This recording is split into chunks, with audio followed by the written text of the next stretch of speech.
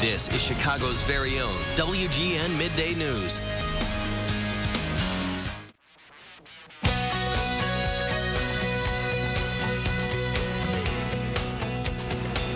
We're learning today how to avoid scams and get the best deals when you're shopping or looking for any kind of service provider. Jaynie Smith is a business relations consultant, and she's also author of the book Relevant Selling. Jaynie, this book was written primarily for sales and marketing folks, but it's really relevant for those of us who buy their products. Absolutely. Those on the buying side have to take just as much responsibility as those on the selling side, and very few do a really good job of this. Yeah. What are some of the indications that we buyers are getting just a sales pitch instead of a track record of proven service or a good product?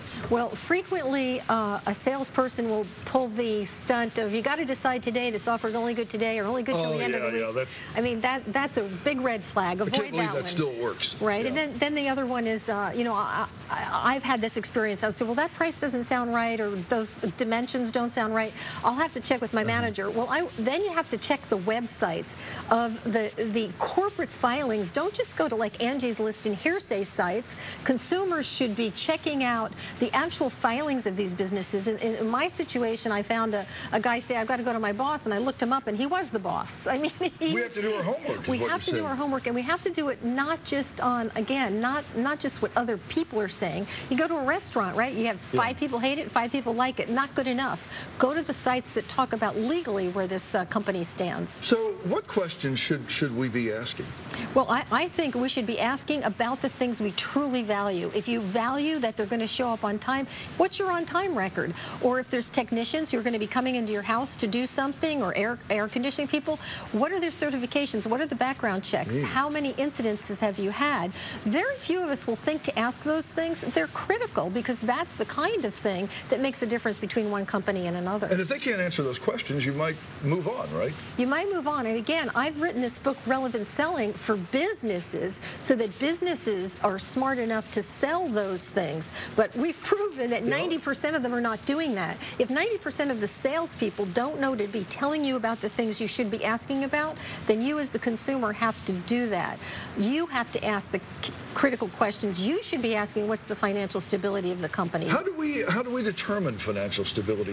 Will they know that? Will the salesperson be able to tell us that, or something about what kind of staff they have? You know, that's very interesting that you should ask that, because they should know it, but again, our research shows 90% of them don't. I think this is a huge opportunity for salespeople to get that information so they're better armed. And we've also shown those salespeople that do know that, close rates increase 20, 30, 40% when they talk to the customer about what the customer values. So that means the salespeople have done their homework, just like we should be doing when we interact with them. That's right. Isn't it a fallacy that we are all driven by price?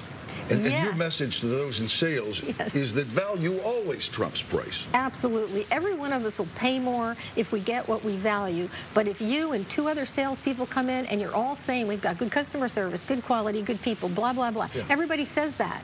So you got to talk to me about what I value. If I want it on time and I want to know that you've installed my windows correctly the first time, well, then I will pay for it. I'm not going to go for the lowest price. But again, it's a missed opportunity on both sides.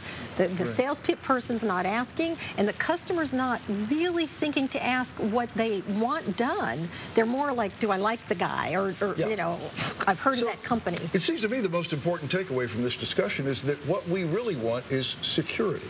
As customers, we want security. We want to know that what we're buying is a good product, and we're willing to pay extra. You're letting me right to my mantra. My mantra is the salesperson should build confidence and remove risk in the buying decision. When you do that for a customer, you minimize price as an issue.